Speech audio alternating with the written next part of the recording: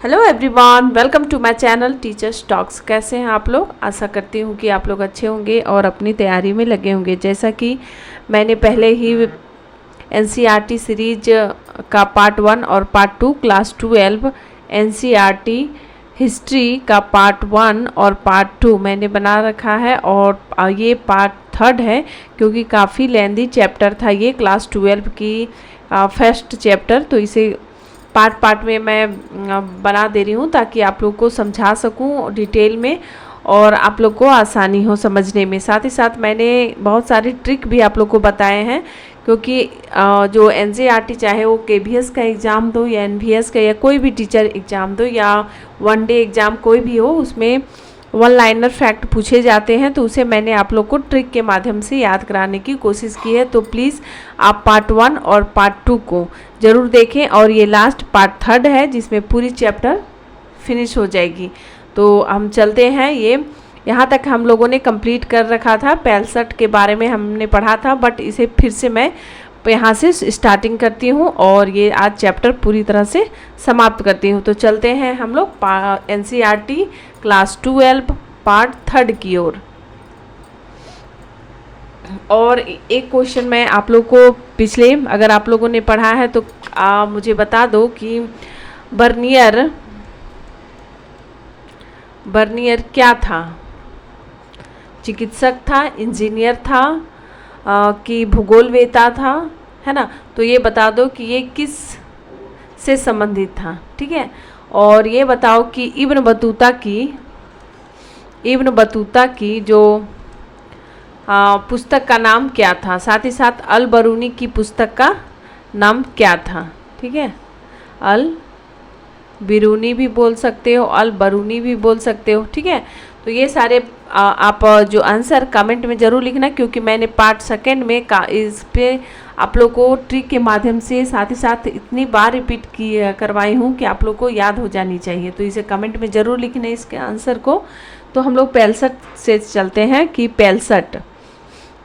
पेलसट नामक एक डच यात्री ने 17वीं शताब्दी के आरंभिक दशकों में उपमहाद्वीप की यात्रा की थी, है ना। कौन था ये? पेलसट नामक एक डच यात्री था। वो कब उपमहाद्वीप की यात्रा की थी? 17वीं शताब्दी में, ठीक है। और बर्नियर की ही तरह वह भी लोगों में व्यापक गरीबी को देखकर अचंभित था। लोग इतने अधिक तथा सुखद गरीबी में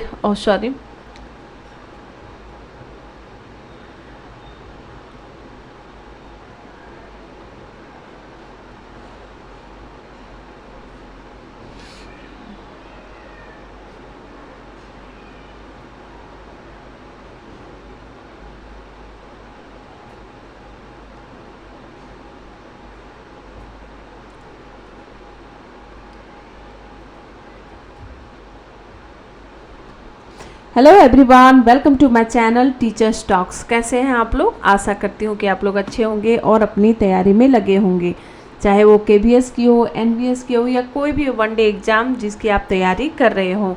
उसमें तो आप लोग को पता है कि एनसीईआरटी से फैक्ट पूछे जाते हैं। तो मैंने ये एनसीईआरटी सीरीज जो मैं चला रही हूँ जिसमें क्लास 12 से मैंने स्टार्ट किया है, और जो भी पीजीटी का एग्ज़ाम लिख रहे हो या नेट का एग्ज़ाम लिख रहे हो तो वो आप इसे ज़रूर पढ़ के जाएं, है ना। और मैंने साथ ही साथ ये भी ट्रिक से बता रखा है कि उन फैक्ट्स को कैसे याद करें। जैसे कि आपने इब्न बतूता की कौन सी पुस्तक है मैंने बताया है, उसे आप कमेंट में लिखना। अल बरूनी की कौन सी पुस्तक है उसे लिखना। और साथ ही साथ ये बताना कि बर्नियर था वो बर्नियर क्या था, किससे संबंधित था? वो इंजीनियर था, वो चिकित्सक था, वो भूगोलवेता था, वो भूगर्भ शास्त्री था। तो इन ऑप्शन में कौन सा आंसर सही है उसे आप कमेंट में ज़रूर लिखना क्योंकि मैंने पार्ट 2 में इसे अच्छी तरह से डिटेल से समझाया है। तो आप आंसर देना, ये काफ़ी इम्पोर्टेंट है। आप कोई भी एग्ज़ाम दोगे तो ये क्वेश्चन आपके पूछे ही जाएंगे।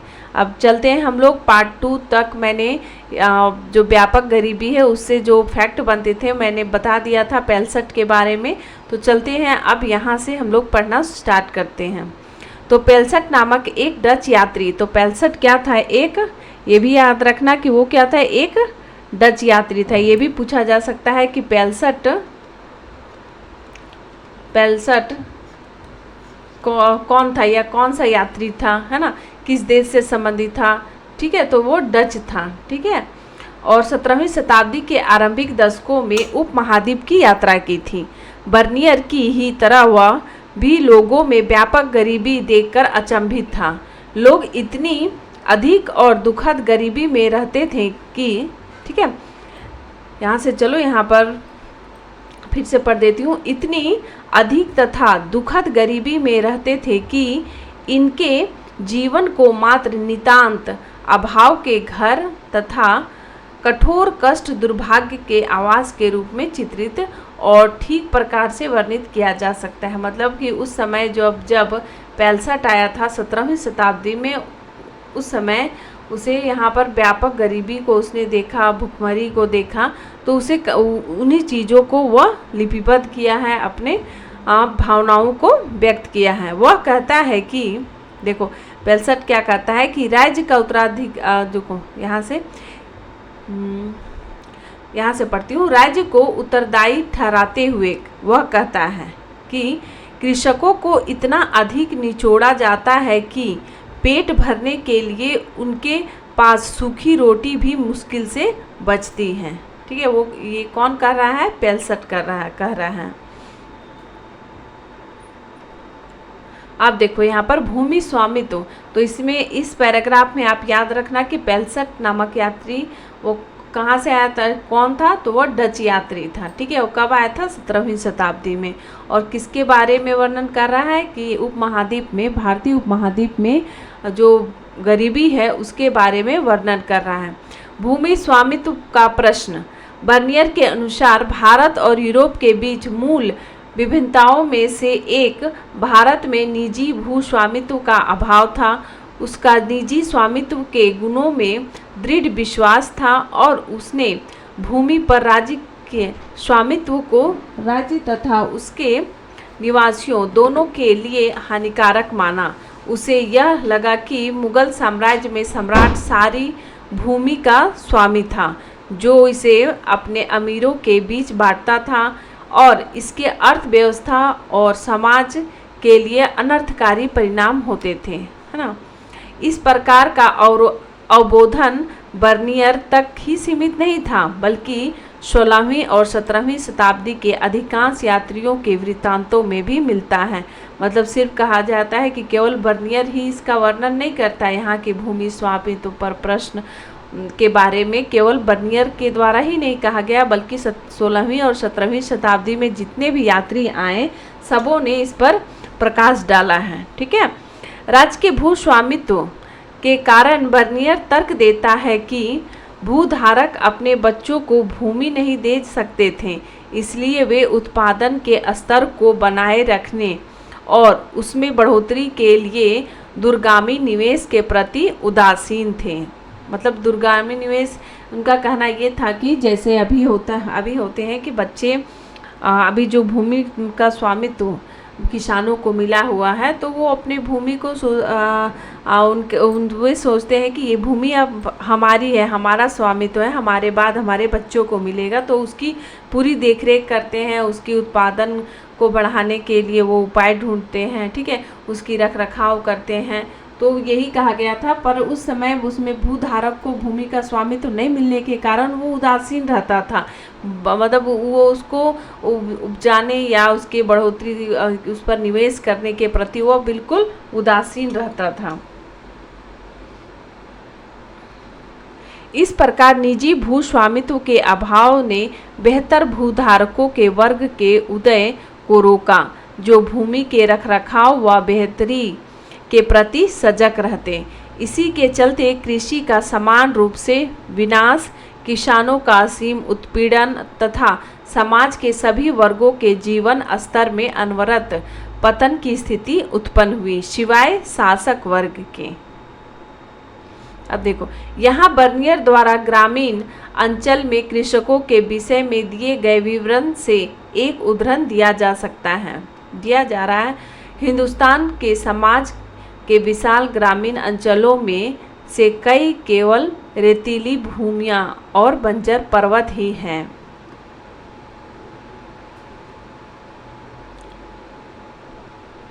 देखो यहाँ पर बर्नियर क्या कहा है कि बर्नियर द्वारा ग्रामीण अंचल, जो पंचायत जो ग्राम पंचायत वगैरह होते हैं, तो उसी पर भ्रमण करता है, उन्हीं जगहों पर, और वहाँ का वर्णन करते हुए कहता है बर्नियर कि हिंदुस्तान के साम्राज्य के विशाल ग्रामीण अंचलों में से कई केवल रेतीली भूमियाँ और बंजर पर्वत ही थे। मतलब बहुत ऐसे जगह थे जो वीरान थे, वहाँ पर डेवलपमेंट नहीं था पूरी तरह से, किसी तरह से जीवन वहाँ पर चलते थे। आप लोग इसे पढ़ लेना, है ना।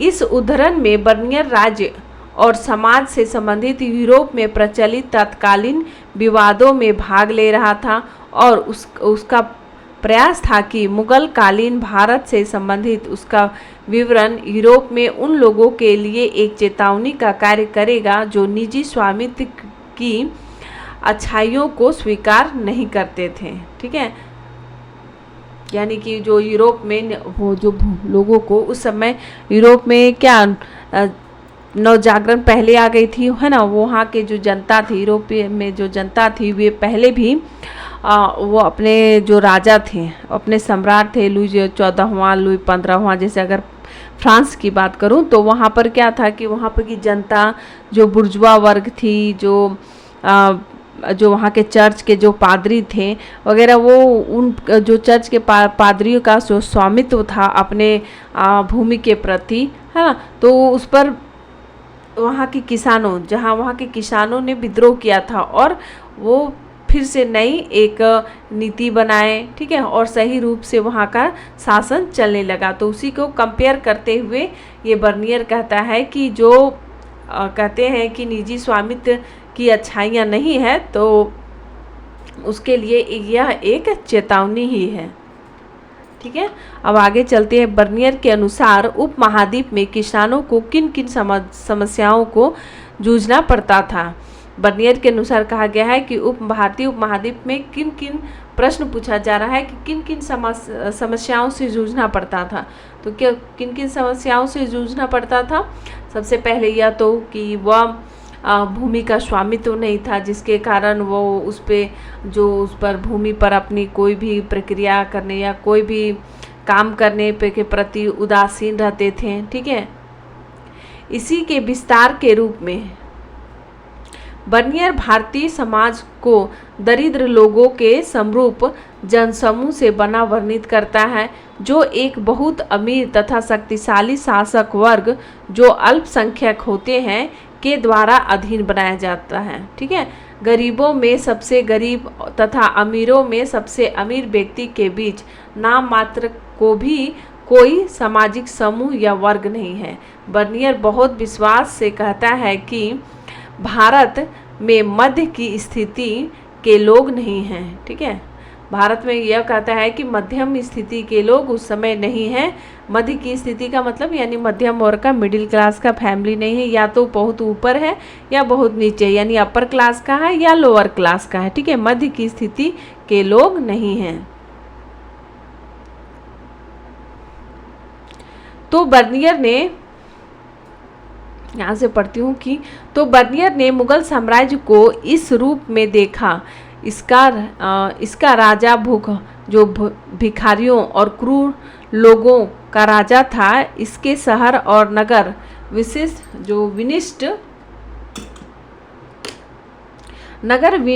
विनष्ट तथा खराब हवा से दूषित थे, और इसके खेत झाड़ीदार तथा घातक दलदल से भरे हुए थे, और इसका मात्र एक ही कारण था, राजकीय भूस्वामित्व। आश्चर्य की बात यह है कि एक भी सरकारी मुगल दस्तावेज यह इंगित नहीं करता है कि राज्य ही भूमि का एकमात्र स्वामी है। कोई भी दस्तावेज यह इंगित नहीं करता था कि राज्य ही भूमि का एकमात्र स्वामी है। उदाहरण के लिए देखो, 16वीं शताब्दी में अकबर के काल का सरकारी जो इतिहासकार था, तो ये भी प्रश्न पूछा जा सकता है कि बहुत ही इम्पोर्टेंट ये प्रश्न है यहाँ पर है। देखो लाइनर फैक्ट इसे याद रखना कि ये पूछा गया था कि कौन सा जो अकबर का कौन सा, जो क्वेश्चन मैं लिख देती हूँ कि अकबर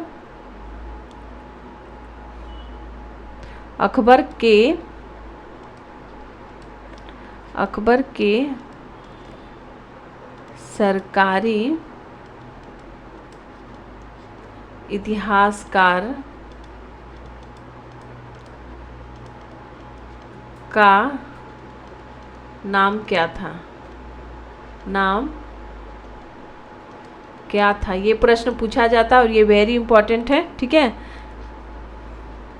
अकबर के सरकारी इतिहासकार का नाम क्या था, तो देखो क्या था कि अबुल फजल, नाम क्या था, अबुल फजल। यहाँ पर दिया गया है ना कि अकबर के काल का सरकारी इतिहासकार अबुल फजल भूमि राजत्व का पारिश्रमिक बताता था। क्या बताता था कि राजत्व का पारिश्रमिक बताता था, जो राजा द्वारा अपनी प्रजा को सुरक्षा प्रदान करने के बदले की गई मांग प्रतीत होती है, ना कि अपने स्वामित्व वाली भूमि पर लगान।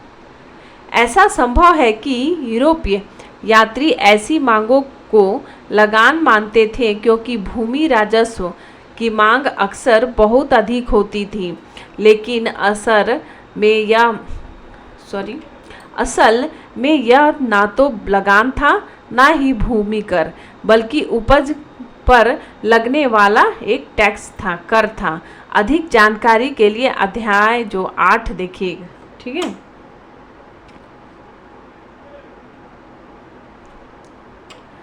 बर्नियर के विवरणों ने 18वीं शताब्दी से पश्चिमी यूरोप जो विचारकों को प्रभावित किया। उदाहरण के लिए फ्रांसीसी दार्शनिक मॉन्टेस्क्यू, जो मॉन्टेस्क्यू थे वो कौन थे, वे फ्रांसीसी दार्शनिक थे। उसने क्या कहा, ने उनके वृत्तांत का प्रयोग पाश्चात्य निरंकुशवाद के सिद्धांत को विकसित करने में किया। क्या किया कि पाश्चात्य निरंकुशवाद सिद्धांत के रूप को विकसित करने में किया। कौन किया, मॉन्टेस्क्यू।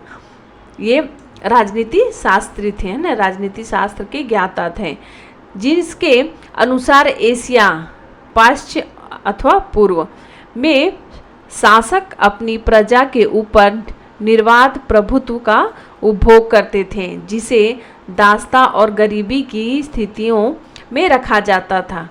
इस तर्क का आधार यह था कि सारी भूमि पर राजा का स्वामित्व होता था, इसी जो निजी संपत्ति अस्तित्व में नहीं थी। ये बात कब की हो रही है, 17वीं शताब्दी की। ठीक है, इस दृष्टिकोण के अनुसार राजा और उसके अमीर वर्ग को छोड़ प्रत्येक व्यक्ति मुश्किल से गुजर बसर कर पाते थे। 19वीं शताब्दी में कार्ल मार्क्स ने इस विचार को एशियाई उत्पादन शैली के सिद्धांत के रूप में और आगे बढ़ाया।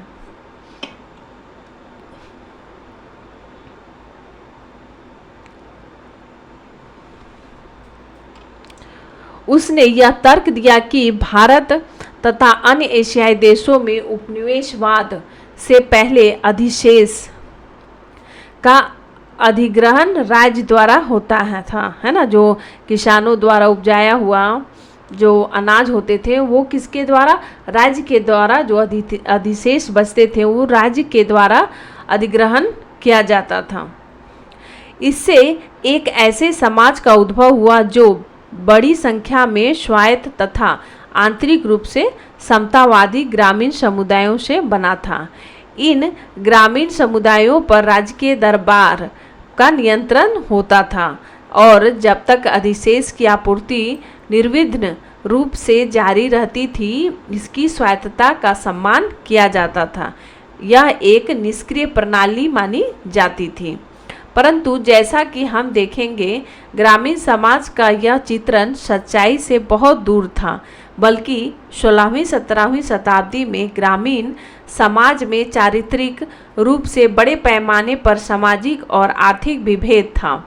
एक और बड़े जमींदार थे जो भूमि पर उच्च अधिकारों का उपभोग करते थे और दूसरी ओर अस्पृश्य भूमिहीन श्रमिक, यानी कि अस्पृश्य जो भूमिहीन श्रमिक होते थे उसे क्या बोला जाता था? बलाहार। ये भी प्रश्न पूछा जा सकता है।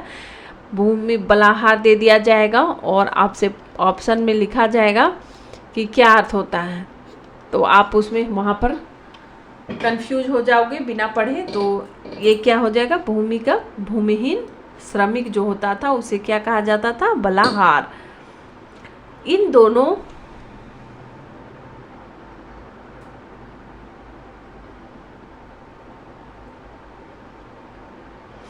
आगे देखो, इन दोनों के बीच में बड़ा किसान था जो किराए के श्रम का प्रयोग करता था, और यानी कि किराए में अपनी खेती में जो अपने खेत हैं, खेतों में फसलों को जो उगाने के लिए वो बलाहार का प्रयोग करता था, यानी कि वो ऐसे श्रमिकों को लाता था जो उनकी मदद कर सके, जो किराए के श्रम का प्रयोग करता था और माल उत्पादन में संलग्न रहता था। साथ ही अपेक्षाकृत छोटे किसान भी थे।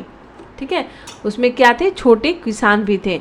जो छोटे किसान यानी कि देखो, जैसे कि वैसे किसान जिसकी थोड़ी सी ज़मीन है ना, और वैसे किसान जिसकी बहुत सारी ज़मीन है। तो ये किसान क्या करते थे कि अपने ज़मीन में मान लो धान लगाना है, ठीक है, तो अपने जो छोटी सी ज़मीन है जिसमें फटाफट धान लगा लिए, उसके बाद लगा के वो बड़े जो किसान होते थे उनके यहाँ ये मजदूरी करने के लिए चले जाते थे, है ना, और इनके भी खेतों पर धान लगा दिए। तो उसे ही कहा जाता था कि छोटे किसान भी थे जो मुश्किल से ही निर्वहन लायक उत्पादन कर पाते थे।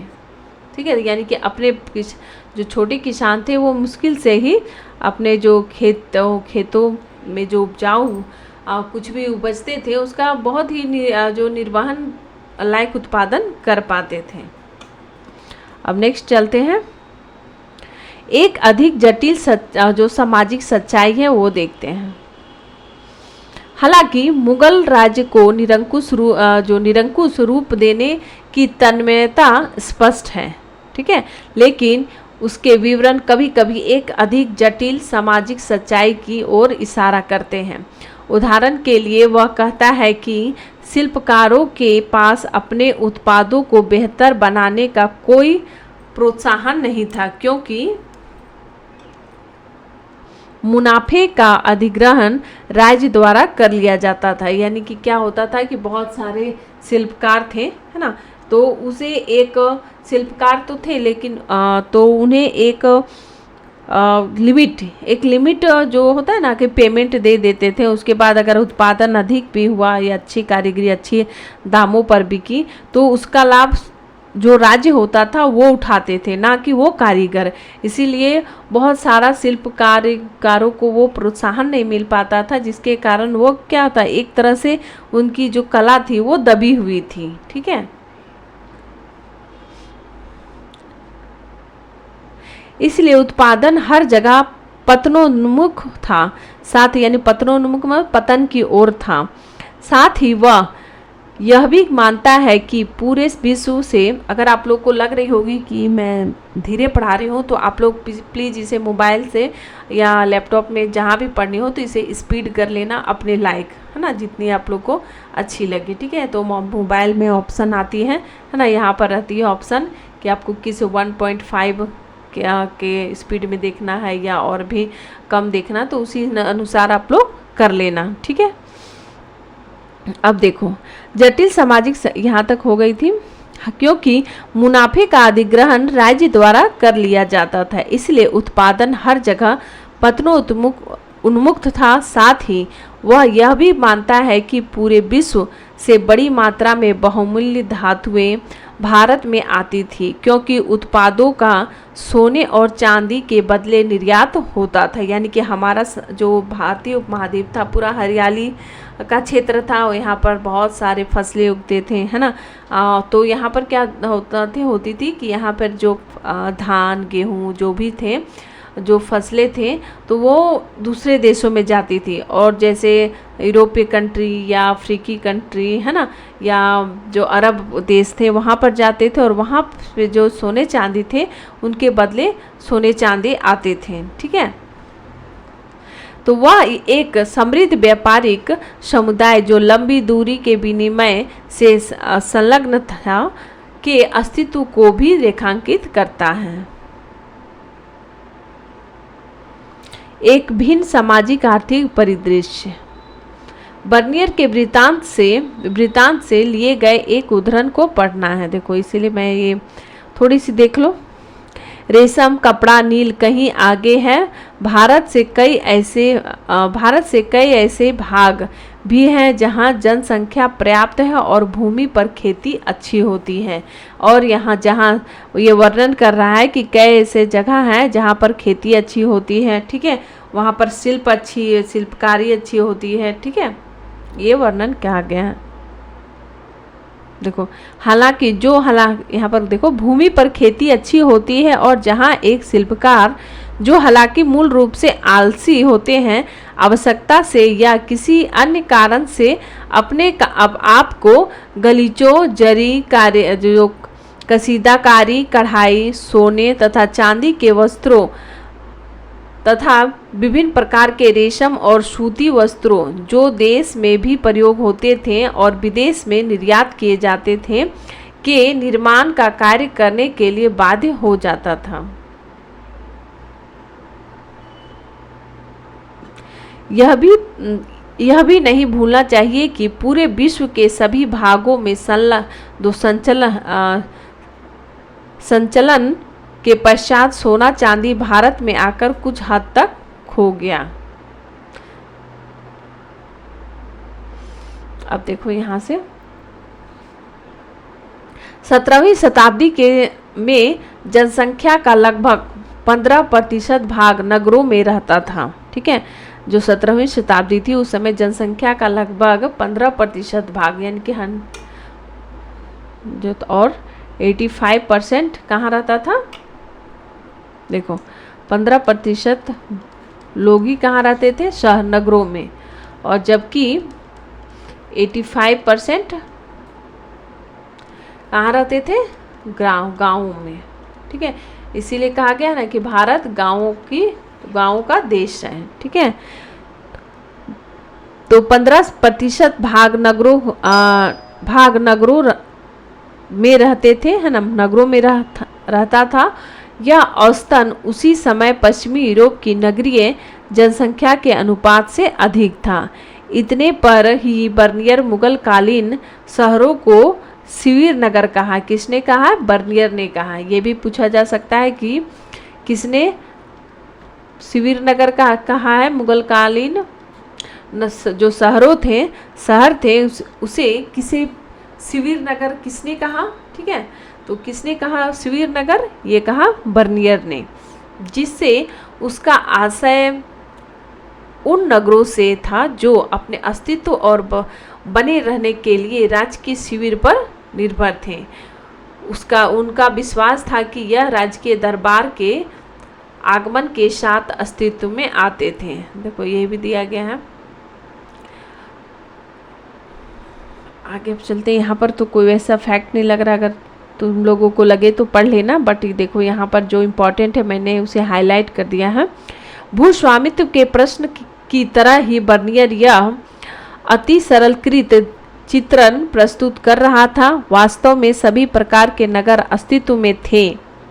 उत्पादन केंद्र, व्यापारिक नगर, बंदरगाह नगर, धार्मिक केंद्र, है ना, तीर्थ स्थान आदि। यानी कि जो उस समय जो बंदरगाह थे वो व्यापारिक का केंद्र थे। ठीक है, व्यापारिक केंद्र थे, और वहाँ पर जो व्यापार होते थे उसके आमने सामने जो धनवान व्यापारी रहते थे वो बहुत सारे धार्मिक केंद्र भी बनाए। ठीक है, वो धार्मिक केंद्र में वहाँ पर या तो अपने अपने धर्म का, चाहे वो मुस्लिम धर्म हो, चाहे वो जो ईसाई धर्म के हो या हिंदू धर्म के हो, जो भी व्यापारी लोग थे, व्यापारियों ने भी मंदिर, मस्जिद और मस्जिद बनाए। ठीक है, तो एक जो बंदरगाह था वो व्यापारिक केंद्र था। व्यापारी अक्सर मजबूत सामुदायिक अथवा बंधुत्व के संबंधों से जुड़े होते थे और अपनी जाति और व्यावसायिक संस्थाओं के माध्यम से संगठित रहते थे। ठीक है। और पश्चिमी भारत में ऐसे समूहों को महाजन कहा जाता था। जो पश्चिमी भारत था उसे क्या कहा जाता था? महाजन। ऐसे समूहों को क्या कहते थे? महाजन। देखो ये प्रश्न अगर आ जाएगा तो आप लोग पूरी तरह से कंफ्यूज हो जाओगे कि क्या था। अगर पूछा जाए कि पश्चिमी भारत में वैसे व्यापारिक समूहों को क्या कहा जाता था, तो इसको क्या हो जाएगा आंसर? महाजन। ठीक है। उनके मुखिया को क्या कहा जाता था? सेठ। यानी कि व्यापारिक समूहों को, जो मान लो ये समूह है, ठीक है, समूह है व्यापारियों का, इसे क्या कहा जाता था? महाजन। महाजन। और जो इसका जो मुखिया होता था, एक ही मुखिया होगा, वो मुखिया होता था, उसे क्या कहा जाता था? सेठ। अब समझ में आई? अहमदाबाद जैसी, है ना, जैसे शहरी केंद्रों में सभी महाजनों का सामूहिक प्रतिनिधित्व व्यापारिक समुदाय के मुखिया द्वारा होता था, जिसे नगर सेठ कहा जाता था।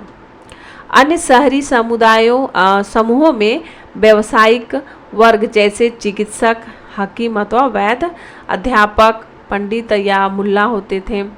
अधिवक्ता यानी वकील, चित्रकार, वास्तुविद, संगीतकार, सुलेखक यानी कि जो लिखता है, चिट्ठी पत्री वगैरह लिखता था, आदि सम्मिलित थे। जहाँ कई राजकीय प्रशय पर आश्रित थे, जो जहाँ पर कितने लोग राजकीय प्रशय पर यानी कि राज्य की सेवा पर या राज्य की दया पर आश्रित थे। कई अन्य जो संरक्षकों या भीड़ भाड़ वाले बाजार में आम लोगों की सेवा द्वारा जीवन यापन करते थे। अब हम लोग थोड़ी महिलाओं की उस समय क्या वर्णन करते हैं उसे पढ़ेंगे। ठीक है, कि उस समय महिलाओं की स्थिति क्या थी, इससे हम लोगों को पता चल जाएगा। ठीक है। अब देखो, महिलाएं दासियां, सती या श्रमिक क्या थी उस समय की महिला? दासियां थी, सती थी या श्रमिक थी? कि ये तीनों थी। तो चलते हम लोग समझते हैं। जिन यात्रियों ने अपने लिखित वृत्तांत छोड़े वे सामान्यतः पुरुष थे। सही बात है। हम लोगों ने जितने भी इस चैप्टर में देखो, कोई भी जो यात्रा वृत्तांत लिखा या दूसरे देशों पे गया तो वो क्या थे? पुरुष ही थे। कोई भी तो महिला नहीं गई, या तो उसे हिडन रखा गया, उन महिलाओं का वर्णन, उनके वर्णनों को नहीं लिखा गया। उनके जो शायद कोई ऐसी होंगी कि अपने शादीशुदा होंगे कोई यात्री। ठीक है। लेकिन उनकी जो कल्पना है, उन्होंने जो देखा, उन स्त्रियों ने जो देखा उसे वैल्यू नहीं दी गई होगी, शायद इसीलिए उनकी कहीं पर उन स्त्रियों का नाम नहीं है, ये भी हो सकता है। ठीक है। तो महिलाओं की स्थिति, तो इससे पता चलता है कि उस समय में भी महिलाओं की स्थिति क्या थी। स्थिति का विषय रुचिकर और कभी कभी जिज्ञासापूर्ण लगता है। कभी कभी वे सामाजिक पक्षपात को सामान्य परिस्थिति मान लेते हैं। उदाहरण के लिए बाजारों में दास किसी भी अन्य वस्तु की तरह खुलेआम बेचे जाते थे और नियमित रूप से भेंट स्वरूप दिए जाते थे। जब इब्न बतूता सिंध पहुंचा तो उसने जो सुल्तान मोहम्मद बिन तुगलक के लिए भेंट स्वरूप घोड़े, ऊंट और दास खरीदे थे। क्या खरीदे थे? ये भी पूछा जा सकता है कि इब्न बतूता जो था, जो मोहम्मद बिन तुगलक के शासन काल में आया था, तो वो जब उसके दरबार में पहुंचा तो क्या क्या लेके गया था? घोड़ा लेके गया था, ऊंट लेके गया था और दास भी साथ साथ लेके गया था। यानी कि उस समय दास की लेन देन में कितनी वैल्यू थी। ठीक है। मतलब उसे गिफ्ट के तौर पर भी दिया जाता था कि जितने पैसे लगाओगे उतने अच्छे आपको दास मिलेंगे। जब वह मुल्तान पहुंचा तो उसने गवर्नर को किशमिश के बादाम के साथ एक दास और घोड़ा भेंट के रूप में दिए थे। इब्न बतूता बताता है कि मोहम्मद बिन तुगलक नसरुद्दीन नामक धर्मोपदेशक के प्रवचन से इतना प्रसन्न हुआ था कि 1,00,000 टके मुद्रा है ये तथा 200 दास दिए थे। यानी कि कितने देते? 1,00,000 टका दिया था, नहीं टके, और 200 दास दिए थे। किसे दिए थे? नसरुद्दीन एक सूफी संत था, ठीक है। उसके उपदेशों से वो इतने प्रभावित हुआ था, है ना, तो उसने क्या किया? तो 1,00,000 टका भी दे दिया और साथ साथ 200 उसके देखरेख के लिए, सेवा के लिए 200 दास भी दिए थे। वो इसके वर्णन करता है। इब्न बतूता के विवरण से प्रतीत होता है कि दासों में काफ़ी विभेद था। सुल्तान की सेवा में कार्यरत कुछ दासियां संगीत और गायन में निपुण थीं और इब्न बतूता सुल्तान की बहन की शादी के अवसर पर उनके प्रदर्शन से खूब आनंदित हुआ। सुल्तान अपने अमीरों में नज़र रखने के लिए दासियों को भी नियुक्त करता था, है ना, यानी कि गुप्तचर के रूप में कहा गया है।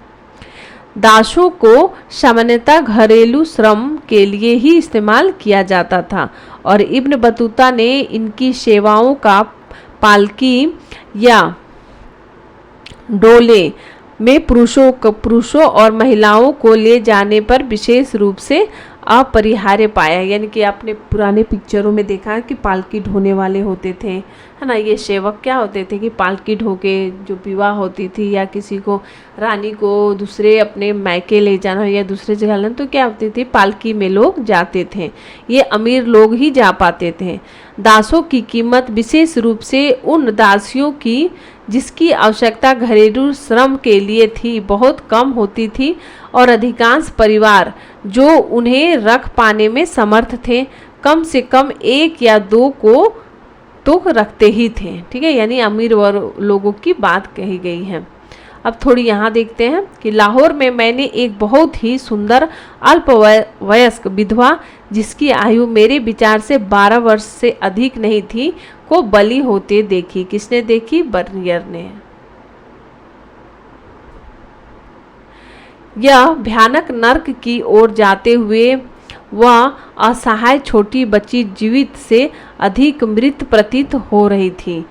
उसके मस्तिष्क की जो व्यथा का वर्णन नहीं किया जा सकता। वह कांपते हुए बुरी तरह से रो रही थी, लेकिन 3 या 4 ब्राह्मण, एक बूढ़ी औरत जिसने उसे अपनी आस्तीन के नीचे दबाया हुआ था की सहायता से उसे अनिच्छुक जो पीड़ा दी गई थी, पीड़ा का जबरन घातक स्थल की ओर ले जाने गए। मतलब उसे खींच के ले जाया जा रहा था जहाँ पर बलि देनी थी। उसे उस समय क्या था कि काफ़ी आडंबर थे कि ऐसे करने से ऐसा हो जाएगा, बलि देने से पुण्य मिलेगा, बलि देने से मनोकामना पूरी होगी। तो इस तरह के अंधविश्वास फैले हुए थे। उसी कहीं ना कहीं उसी का ये जिक्र कर रहा है, अंधविश्वासों का।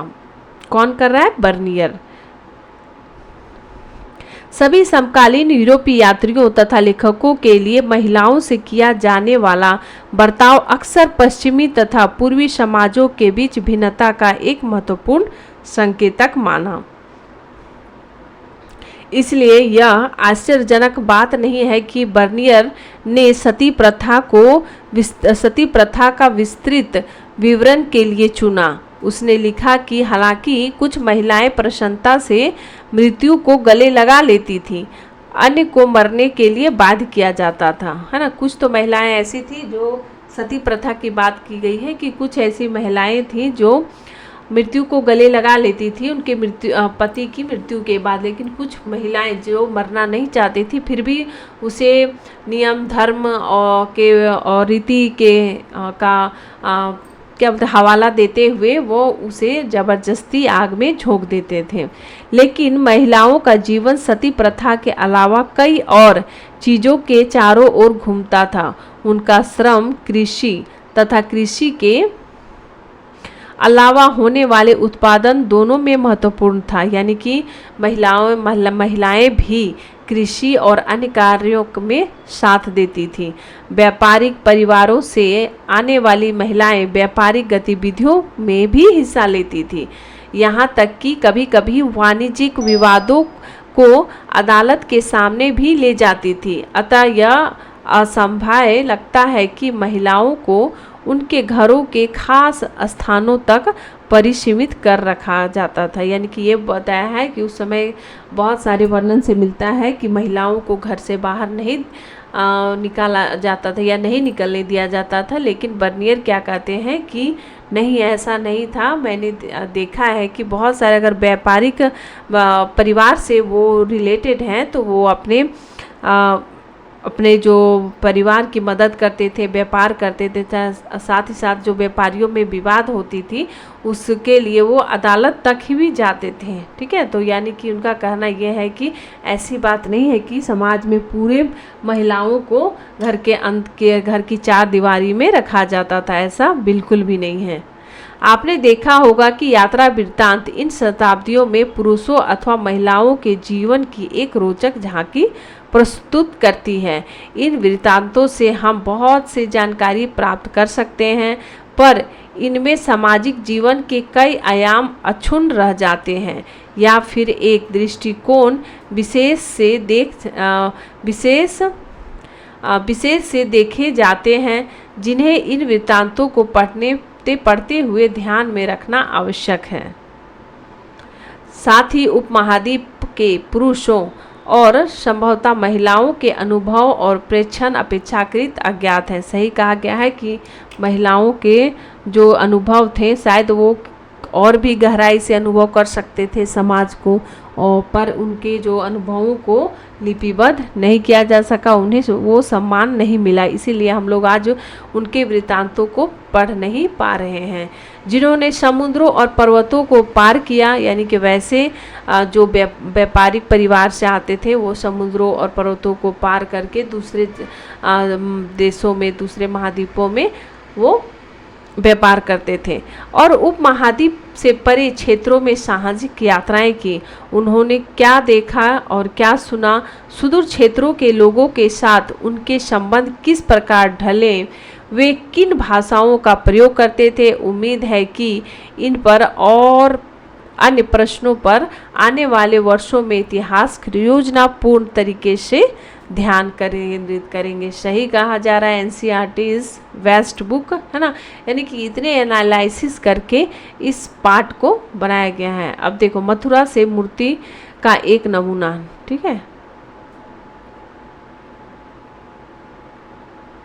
और ये देखो, ये दिया गया है कि कुछ यात्री जिन्होंने वृत्तांत छोड़े थे, तो कौन सा था, जो 10वीं-11वीं शताब्दी में मोहम्मद इब्न अहमद अबू रेहान अल बरूनी, यानी कि इसका नाम क्या था, इतना लंबा नाम था, उज्बेकिस्तान का था। ठीक है, पाकिस्तान, अफगानिस्तान यानी मध्य एशिया का क्षेत्र है ये उज्बेकिस्तान। तो यहाँ पर 973 से 1048, ठीक है, यानी 11वीं शताब्दी में आया था। कौन, मोहम्मद इब्न अहमद अबू रेहान अल बरूनी। तो आपसे याद करना अगर हो सकता है पूरी उसके अब जो अल बरूनी का पूरा नाम लिखने को आ जाए या ऑप्शन में दिया जाएगा तो मोहम्मद इब्न आता है बीच में, ठीक है, इब्न अहमद अबू रेहान। ठीक है, तो इसका जो उपनाम भी थे क्या था अल बरूनी का, अबू रेहान। ये भी प्रश्न आया हुआ है, ये भी प्रीवियस ईयर में प्रश्न आया हुआ है कि अबू रेहान किसका उपनाम था, तो क्या हो जाएगा, अल बरूनी का। ठीक है, अब देखो, मार्को पोलो कहाँ था, इटली का। इटली में कहाँ, वेनिस का यात्री था। ठीक है, और ये कब आया था, 1254 से 1323 के बीच मार्को पोलो आया था। 14वीं शताब्दी में कौन आया था, 1304 से 77 इब्न बतूता, यानी कि 1333 ईस्वी में ये भारत पहुंचा था। वो कहाँ का था, मोरक्को का। अब चलते हैं आगे, अब हम लोग लास्ट इस चैप्टर पर आ रहे हैं। और 15वीं शताब्दी में कौन आया था, अब्द अल रजाक कमाल अल दीन इब्न इफ्तहाक अल समरकंदी। तो ये पूछा जाएगा कि अब्दुल रज्जाक का उपनाम क्या था? समरकंदी। यानी कि ये प्रश्न आया हुआ है कि समरकंदी दिया हुआ रहेगा और इसका ये नाम दिया होगा अब्दुल रज्जाक। तो ये कहाँ का था? समरकंद का। ठीक है।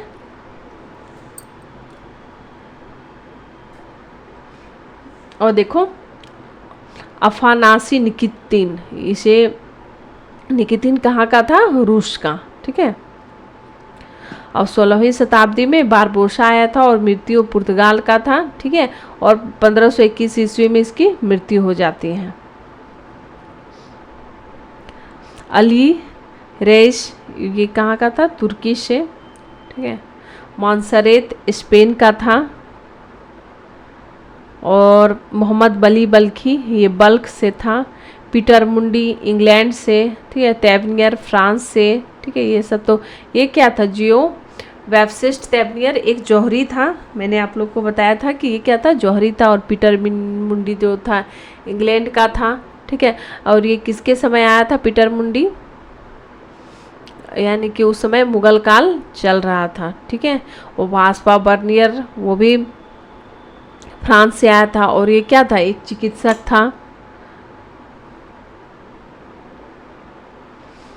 ठीक है। और यहाँ पर क्या था कि किताबुल हिंद पर एक लेख लिखिए। मतलब किताबुल हिंद में क्या क्या लिखा गया है, किसकी पुस्तक है। ठीक है। तो इसमें एक लेख लिखने को कहा जा रहा है। और इब्न बतूता और बर्नियर ने जिन दृष्टिकोणों से भारत में अपनी यात्राओं के वृत्तांत लिखे उसकी तुलना कीजिए और अंतर बताइए। यानी कि एक जो इब्न बतूता है वहाँ के समाज जो वहाँ की प्रकृति का अधिक वर्णन किया है। ठीक है।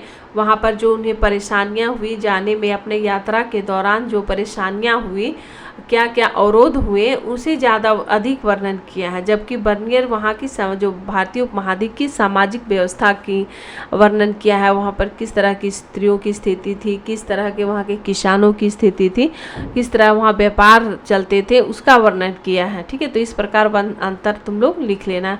100 से 150 शब्दों में बोला गया है। ठीक है। और बर्नियर के वृत्तांत से उभरने वाले शहरी केंद्रों के चित्र पर चर्चा कीजिए। ठीक है। और इब्न बतूता द्वारा दास प्रथा के संबंध में दिए गए साक्ष्यों का वर्णन वो कहा गया है। ठीक है। तो इस तरह के प्रश्न थे।